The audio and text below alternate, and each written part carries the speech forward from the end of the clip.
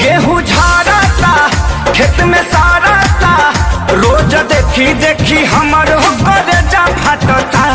भतारी साला सब दिन के गेहूं काटता, भतारी साला सब दिन के गेहूं काटता।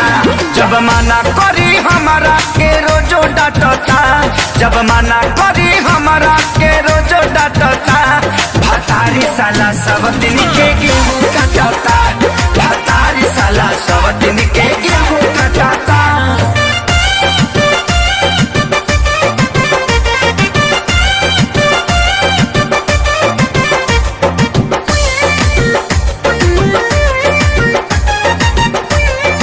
एक दूसरे कंधा फाड़ रखे करे एक बार।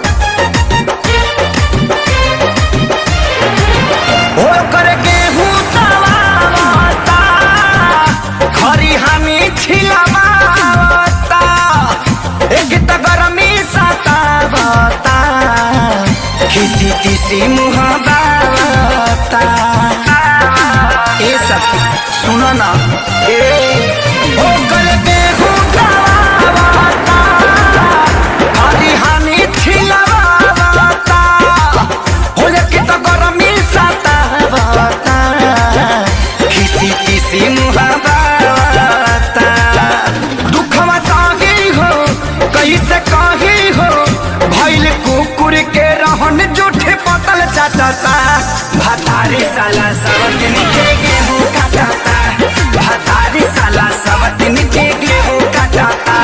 जब मना करी हमारा के रोजो डांटता, जब मना करी हमारा